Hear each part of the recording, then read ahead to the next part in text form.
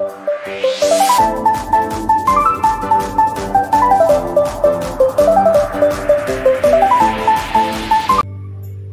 Bapa kami yang di surga, kami buka hati kami untuk mendengarkan firman Tuhan. Penuhilah kami dengan Roh-Mu yang kudus. Terangilah seluruh hati dan pikiran kami, roh dan jiwa kami Tuhan, agar firman Tuhan yang kami dengar, yang kami baca dan renungkan, boleh menjadi bagian hidup kami, menguatkan kami, menolong kami Tuhan untuk bangkit, untuk melayani Engkau, memuliakan nama-Mu ya Tuhan. Terima kasih Bapa di surga, hamba-Mu yang terbatas, kuduskan. Pakai dengan kuat kuasa-Mu, sembunyikan di belakang salib. Biar Roh-Mu yang berbicara kepada kami masing-masing ya Tuhan, sehingga kami boleh diteguhkan dengan firman. Berbicara ya Bapa, kami siap mendengar firman-Mu. Di dalam nama Yesus Kristus Tuhan kami sudah berdoa. Amin. Salam. Puji nama Tuhan.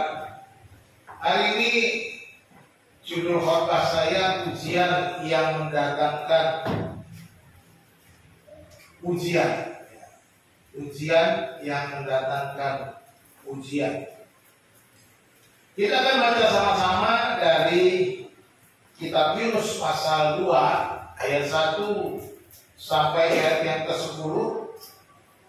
Mari kita membacanya secara berbalasan. Saya mulai dengan ayat 1, Bapak Ibu Saudara ayat 2 dan seterusnya bergantian. Yunus 2 ayat 1 sampai 10, demikian firman Tuhan. Berdoalah Yunus kepada Tuhan Allahnya dari dalam perut ikan itu.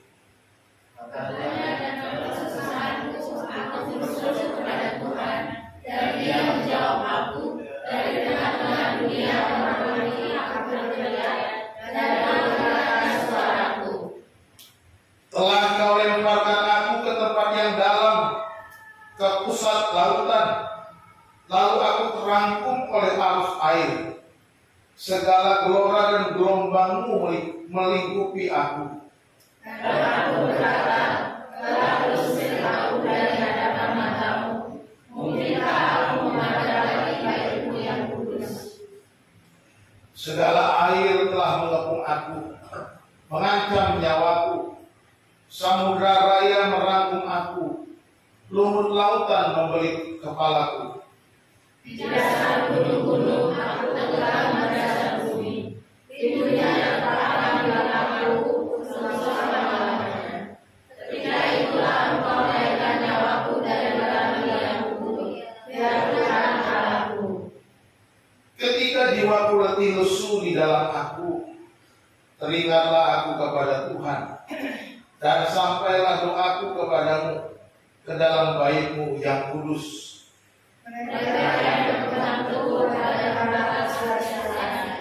Mereka yang berkata dia, yang mengasihi mereka dengan setia.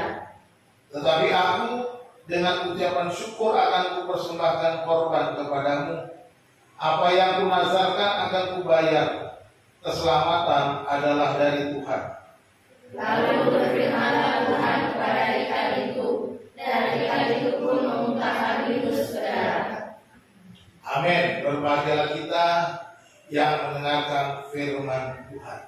Saudara-saudara, kita membaca bagian ini di mana Yunus berada di dalam perut ikan dan dia berdoa. Kita baca di dalam ayat yang pertama.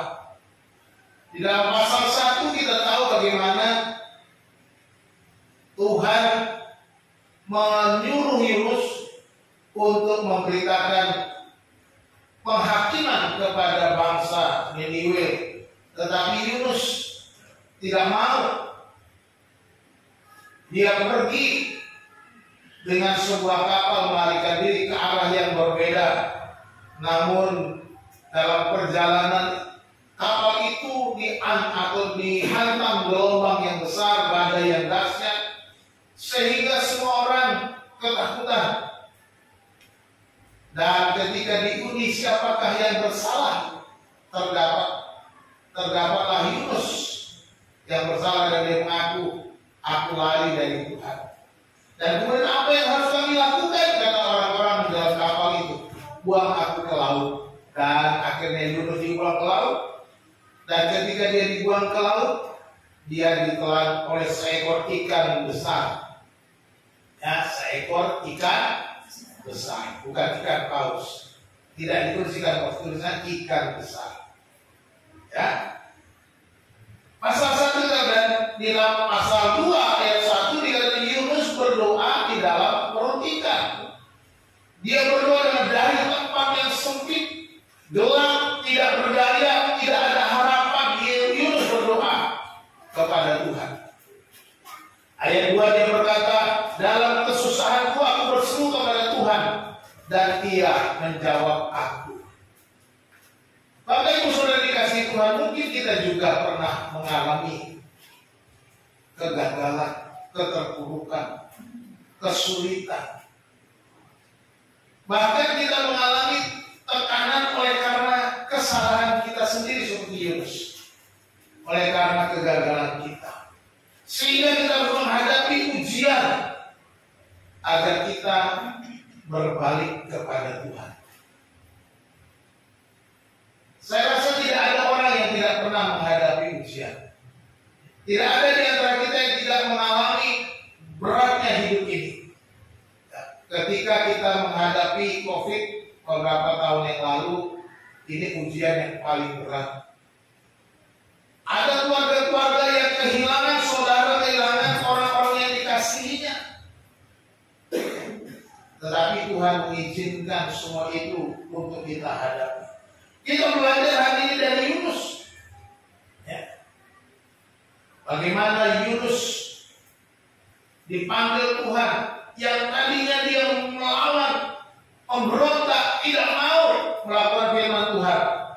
Tetapi kemudian dia justru di tengah-tengah kesulitan yang paling dalam.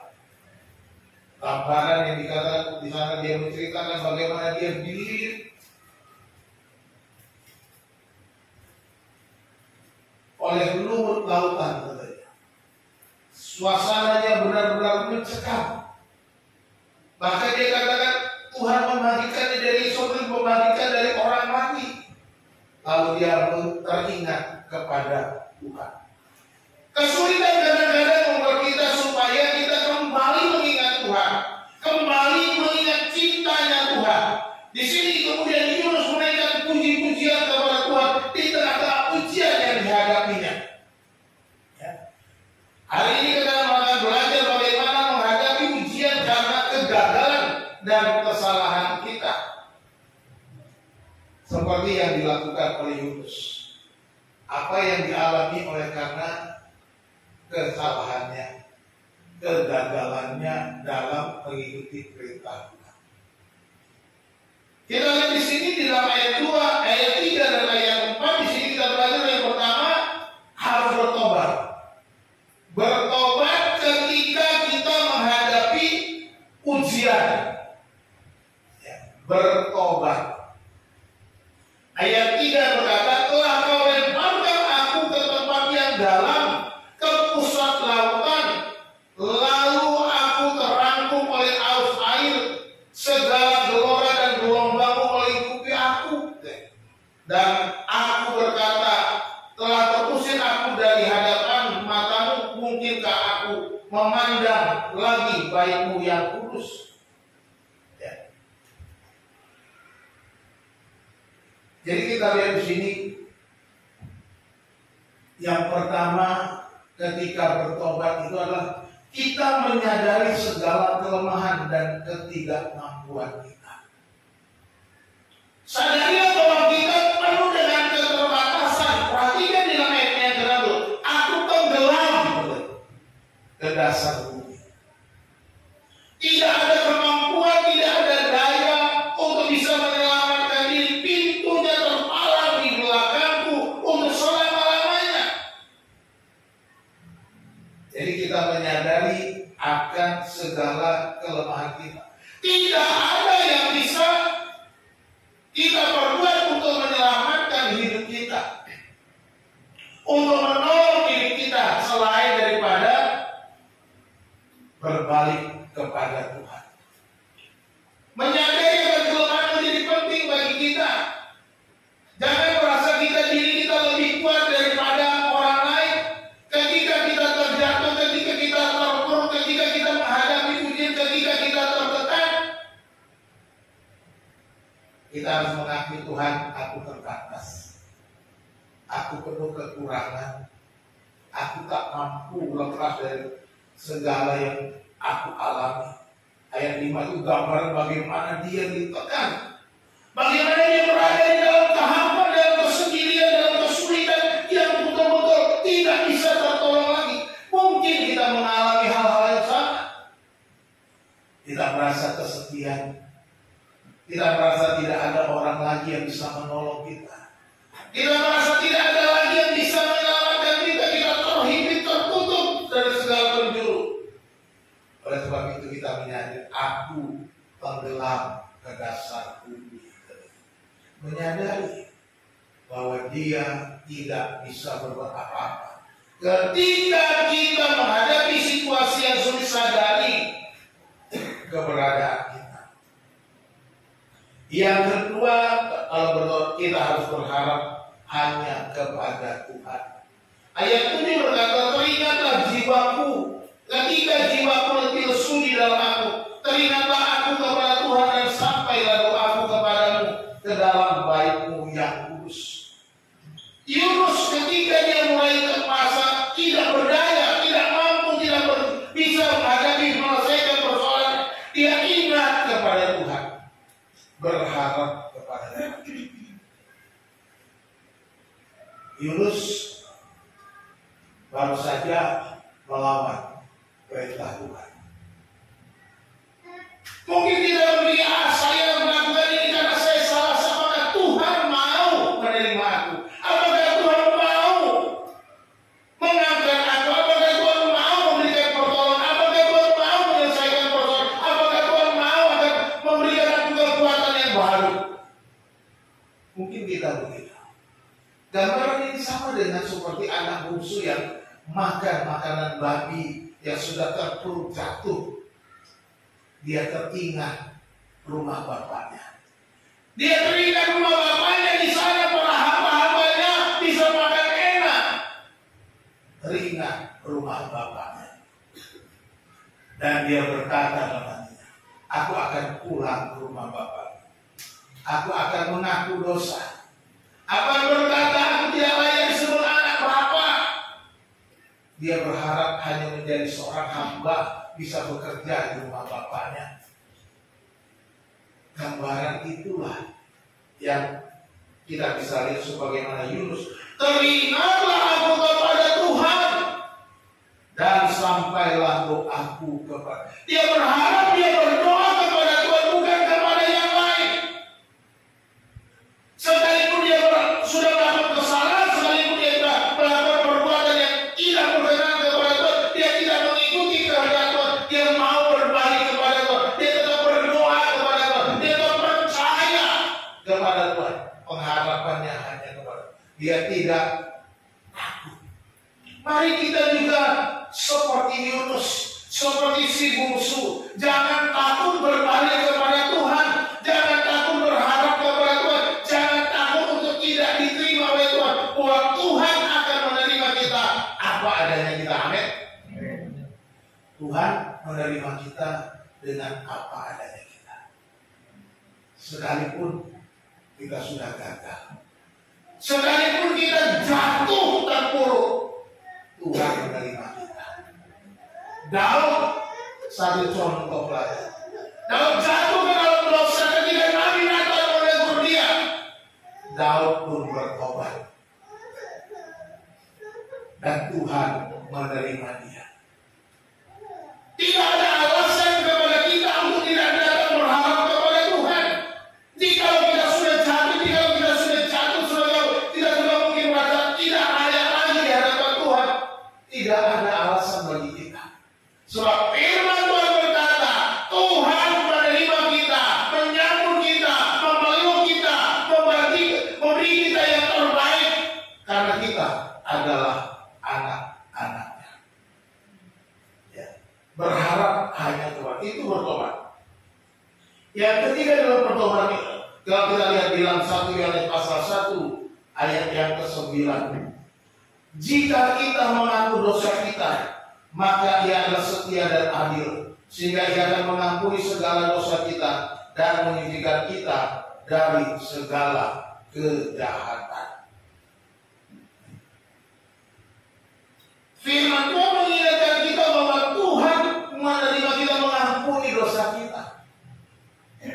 Kalau kita mau mengaku dosa, Allah itu setia dan adil, sehingga Allah akan mengampuni segala dosa kita, menyucikan kita dari segala kejahatan kita.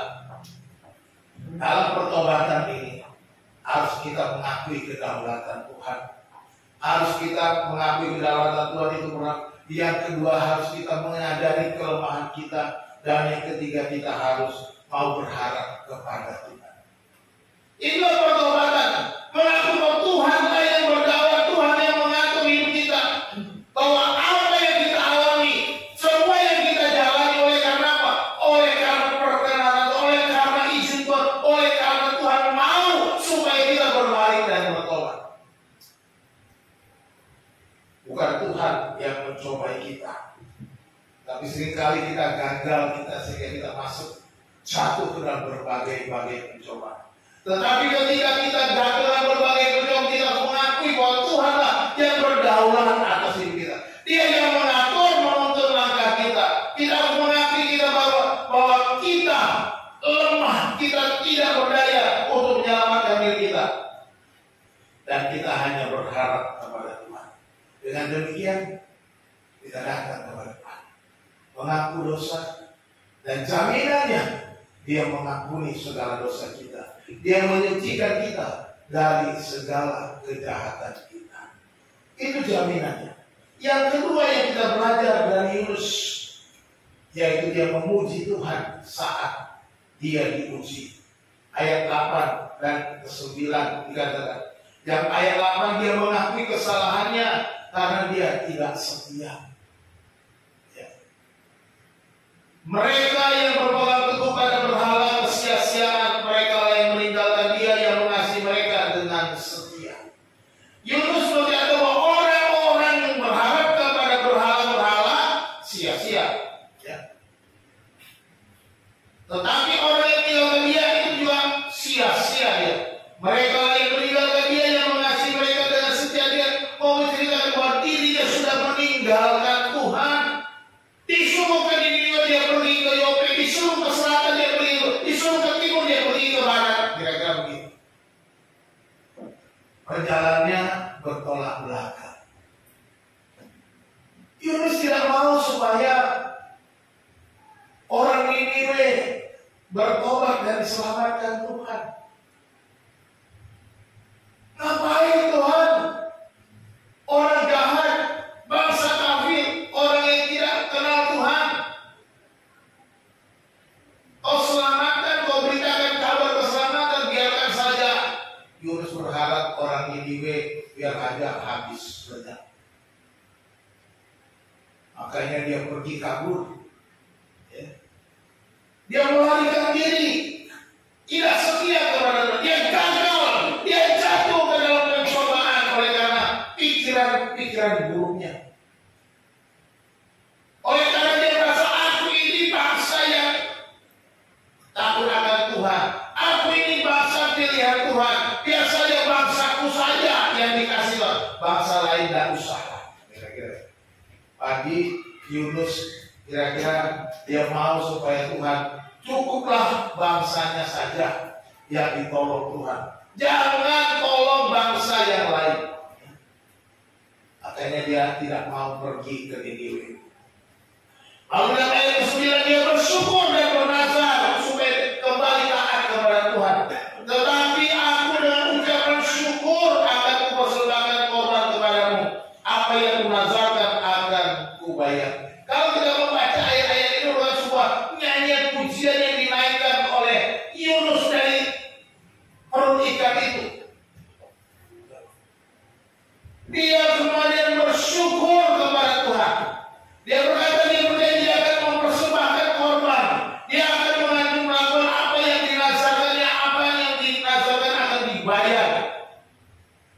dia bersyukur kepada Tuhan. Baiklah kita selalu bersyukur kepada Tuhan, memuji Tuhan ketika kita jatuh terpuruk, ketika kita jatuh di tengah ujian yang berat. Mari kita tetap memuji Tuhan. Mari kita tetap bersyukur kepada Tuhan, tetap meninggikan bahwa segala yang kita alami bukan karena Tuhan membenci, bukan karena Tuhan meninggalkan kita, bukan karena Allah mau menekan kita, tidak. Tetapi Allah mau supaya kita kembali berbalik kepada Dia. Tuhan kadang-kadang mengajar, mendidik kita dengan cara yang keras. Kadang-kadang kita harus melewati masa-masa sulit. Memang itulah cara yang terbaik untuk melatih iman kita. Cara yang terbaik untuk iman kita untuk bertumbuh dan menghadapi badai. Cara yang terbaik supaya iman kita semakin naik adalah kita harus menghadapi berbagai macam ujian-ujian. Sama seperti kita waktu sekolah. Kalau mau naik kelas harus ujian. Mau lulus harus ujian. Mau dapat gelar sarjana harus ujian. Mau dapat profesi harus ujian. Semuanya diuji. Kenapa? Supaya kita dinyatakan layak. Nah, dalam kehidupan rohani juga demikian. Ketika kita mau naik level, ujian itu ada cara Tuhan supaya kita naik level lebih tinggi lagi dan lebih tinggi. Supaya kita terus bersyukur. Oleh sebab ketika kita diuji, kita jangan mengeluh. Ketika kita diuji, kita jangan bersyukur. Tetapi yang bersyukur, memuji Tuhan, berterima kasih, terima kasih Tuhan, aku melewati masa ujian yang paling sulit. Beberapa saudara-saudara kita hari ini masih dalam ujian yang berat. Kemarin saya mendengar keluarga Pak Simanjunta, anaknya harus dirawat di rumah sakit karena gejala tipes. Kita berdoa, Okta sedang dirawat supaya Tuhan menjamah, memberikan kesembuhan. Opung Melinda dalam pemulihan. Sulit bagi keluarga kalau melihat keadaan seperti itu. Tetapi saudara dikasih Tuhan, mari kita terus bersyukur. Di tengah-tengah kesulitan kita terus bersyukur. Kita memberikan pujian kepada Tuhan, kita mau tetap setia dan berkata, yang akan Dia kuasakan akan kubayar. Jangan karena kesulitan ujian kita hadapi, kita tidak mau lagi melakukan firman Tuhan, melakukan nazar kita. Dan dalam pujian itu dia hanya mengakui Tuhanlah juru selamat. Dikatakan keselamatan adalah dari Tuhan. Di dalam ayat 9 dikatakan keselamatan adalah dari Tuhan. Kita lihat dalam doanya yang Yunus itu dia menutup dengan kata keselamatan adalah dari Tuhan. Tidak ada yang lain, tidak ada tawar-menawar, tidak ada jalan keluar selain dari Tuhan. Keselamatan hanya dari Tuhan. Dia meninggikan nama Tuhan. Tuhan daripada mula kelepasan. Tuhan daripada mula kemenangan. Tuhan daripada mula jalan keluar. Hanya Tuhan yang memberikan jalan keluar dalam situasi-situasi yang paling sulit yang kita alami tiap hari. Yunus di dalam perut ikan selama 3 hari. Benar-benar menderita. Yunus 3 hari di perut ikan juga di dalam kitab ini diikuti sebagai gambaran. Oke, Yesus sendiri katakan, sebagaimana Yunus berada dalam perut ikan, demikianlah Anak Manusia dikuburkan di perut bumi. Ya. Lalu kemudian dia bangkit kembali. Dengan kebangkitan itu ada keselamatan. Perhatikan, Yunus keluar dari perut ikan, dia kembali ke Niniwe, dan Niniwe bertobat. Ada keselamatan bagi bangsa Niniwe pada waktu itu.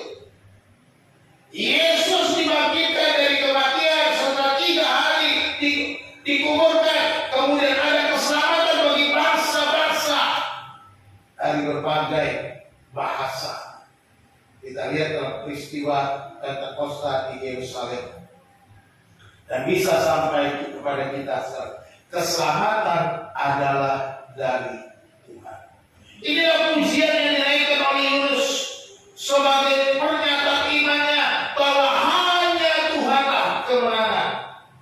Mazmur 115 ayat 17-18 berkata, bukan orang-orang mati akan memuji-muji Tuhan, dan bukan semua orang yang turun ke tempat sunyi, tetapi kita akan memuji Tuhan sekarang ini dan sampai selama-lamanya. Haleluya. Kita yang harus memuji Tuhan, kita yang hidup, kita yang ada sekarang, kita harus selalu memuji Tuhan sekarang sampai selama-lamanya, kata pemazmur. Oleh sebab itu diperlukan keselamatan dari Tuhan. Supaya apa? Supaya semua lidah mengaku, semua lutut bertelut memuliakan Tuhan. Amin. Dia mengaku Yesus Kristus adalah Tuhan bagi kemuliaan Allah Bapa. Ya. Dengan demikian semua orang akan memuji. Orang-orang yang belum diselamatkan tidak dapat memuji Allah karena mereka adalah orang-orang mati. Mati secara rohani. Sehingga mereka tidak memuji Tuhan.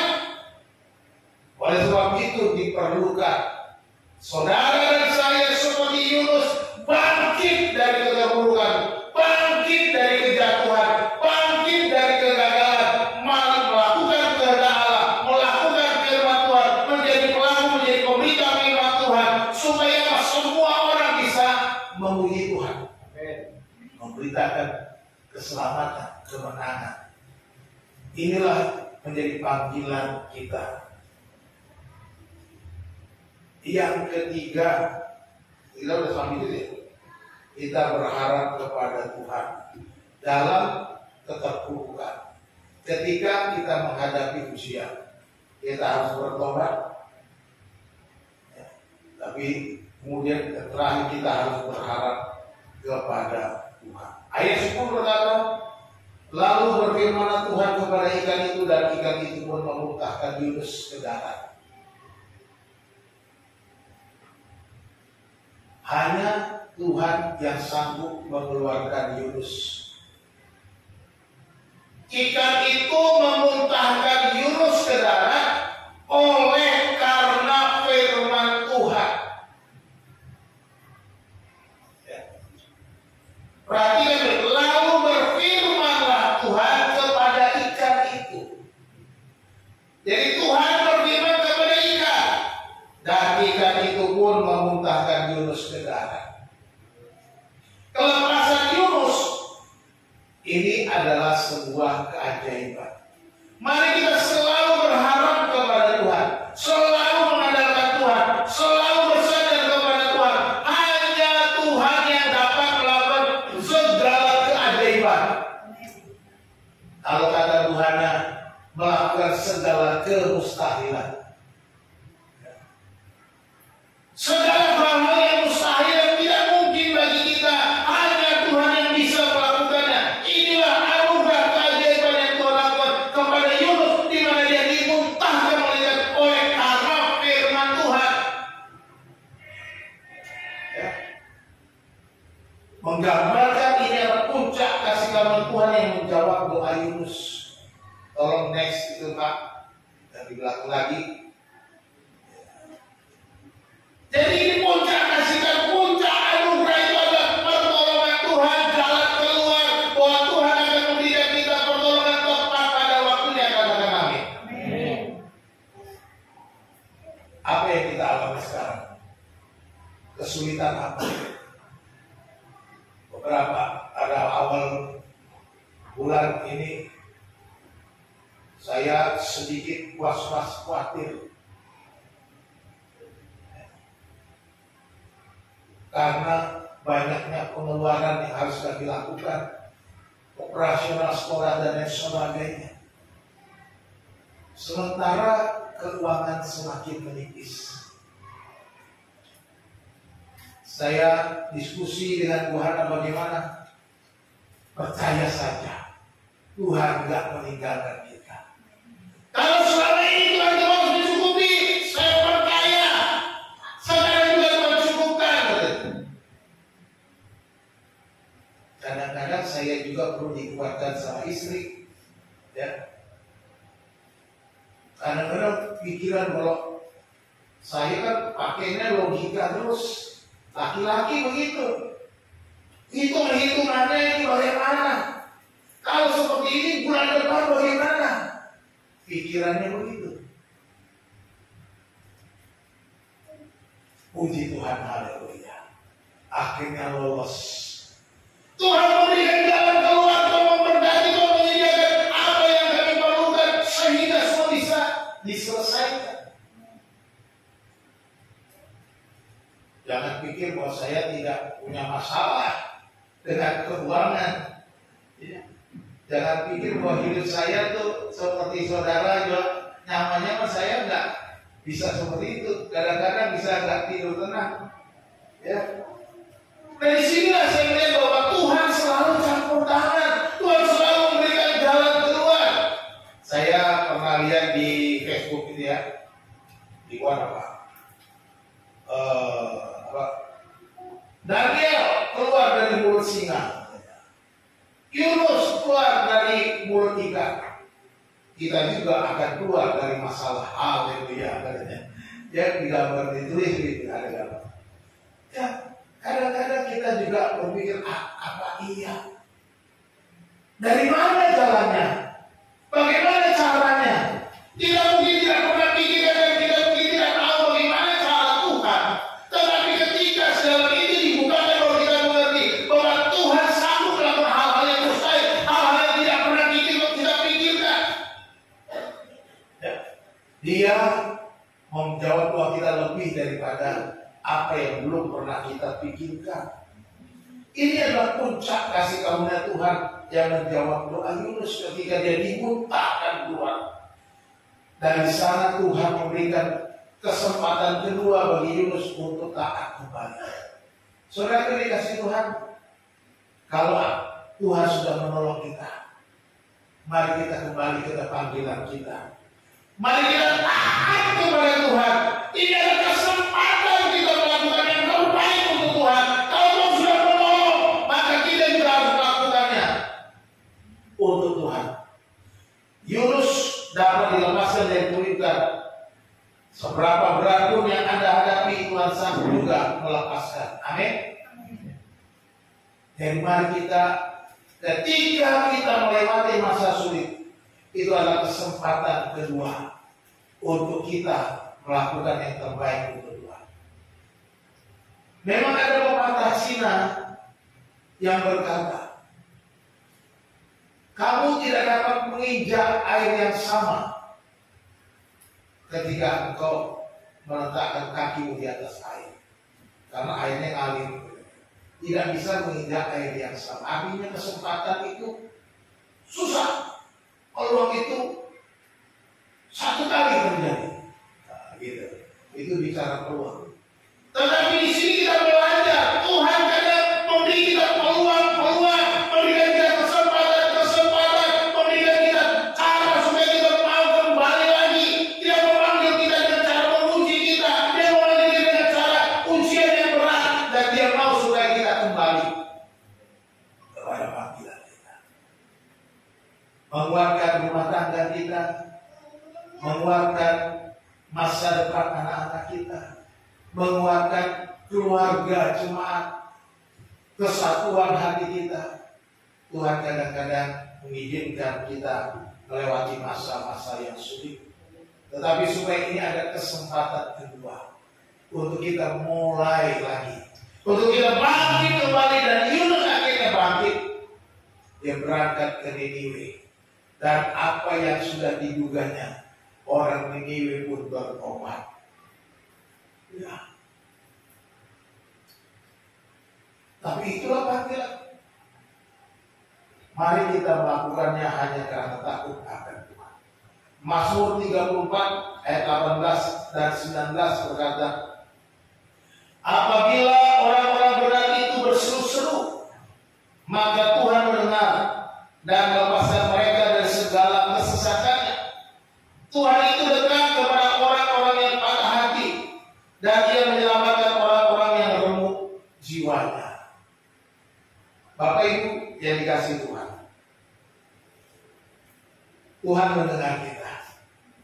Ketika kita hati kita remuk, ketika kita merasa tak berdaya datang kepada Tuhan, Tuhan dekat kepada orang-orang yang patah hati, dan Dia menyelamatkan orang-orang yang remuk jiwanya. Apakah ada yang sedang patah hati? Patah hati yang mana ini, Pak? Oh, lagi putus cinta. Oh, itu lihat. Patah hati artinya di sini orang yang remuk hatinya, orang yang merasa kesulitan, tertekan, dan dia datang kepada Tuhan ini dalam kesulitan. Soal tidak ada jalan lagi, dia datang, dan Tuhan mendengar doa mereka, dan Dia menolong orang-orang yang ada di dalam kesesakan, orang-orang yang ada dalam keterpurukan, orang-orang yang membutuhkan Tuhan. Pasti ada jawaban, kata firman para pemakmur, dan selalu ada jalan Tuhan. Saya ingin untuk sebuah kisah seorang yang bernama John Newton. Gak kebaca ya?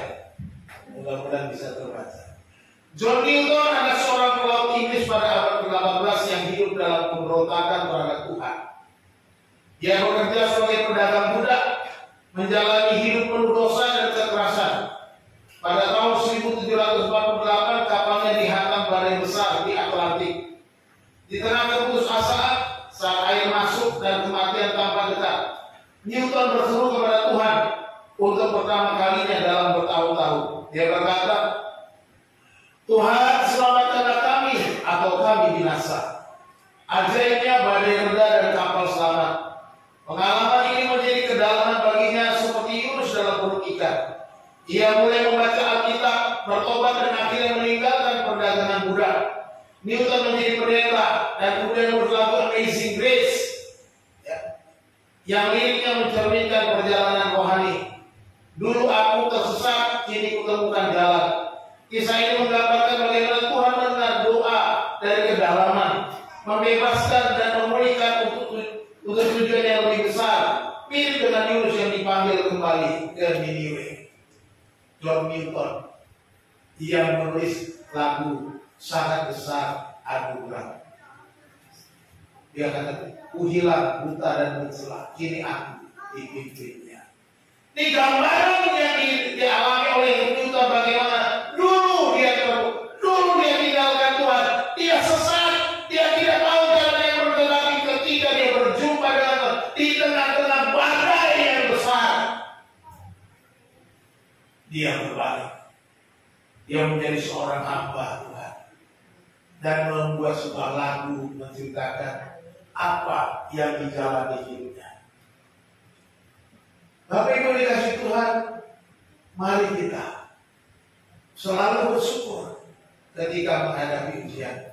Dan biarlah ujian itu membawa kita mempunyai hubungan yang baru dengan Tuhan.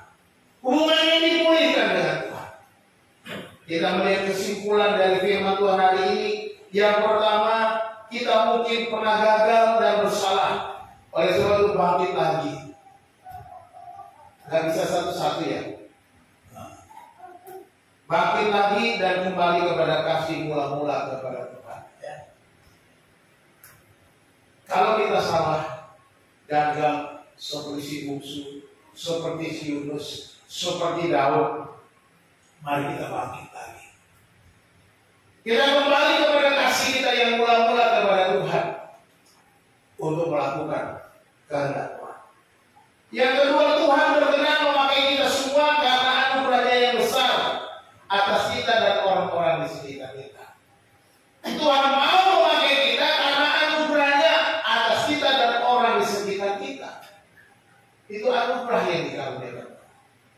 Yang ketiga, kita belajar bahwa Tuhan memakai kita menjadi alatnya bukan karena kita hebat, tetapi karena kita mau dipakainya. Kalau saudara hebat tapi nggak mau, nggak akan pernah dipakai Tuhan. Kalau saudara punya kemampuan yang hebat, saudara mampu tapi nggak mau, percuma. Tapi orang-orang yang merendahkan diri di hadapan Tuhan, orang yang mau menyerahkan hidupnya kepada Tuhan, mereka yang dipakai oleh Tuhan. Kita harus mau melakukan kehendak Tuhan. Kesimpulan atau penerapan kita, ujian yang mendatangkan ujian. Langkah pertama, bertobat. Sadarilah kesalahan dan kedaulatan Tuhan. Ambillah waktu sejenak untuk berdoa mengakui kesalahan kita. Ketika kita jatuh terpuruk, mengakui dosa adalah langkah pertama. Yang kedua, kita memuji Tuhan. Kita bersyukur kepada Tuhan, memuji Tuhan bahwa Dialah yang berdaulat. Hanya Tuhanlah yang layak menerima pujian. Mulailah setiap hari dengan bersyukur dan memuji Tuhan. Mulailah setiap hari dengan bersyukur dan memuji Tuhan. Jangan lupa bangun tidur, bersyukur dan memuji Tuhan. Dan yang ketiga, kita harus berharap kepada Tuhan dan mengaku Tuhan satu-satunya juru selamat. Akui dan percayalah kepada Tuhan sebagai sumber kelepasan yang sejati. Tuhanlah sumber keselamatan, Tuhanlah sumber kemenangan, Tuhanlah jalan keluar yang dapat memberikan kita pertolongan tepat pada waktu. Tuhan Yesus memberkati kita. Kita berdoa.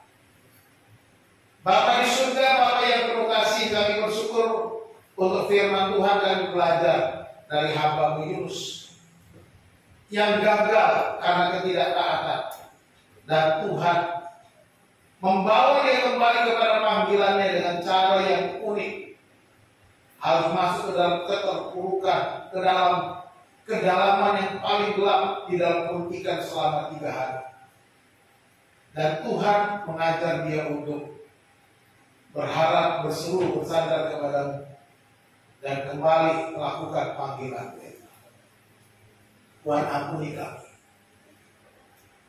Kalau kami pernah gagal, kalau kami pernah melakukan kesalahan, kuduskan kami.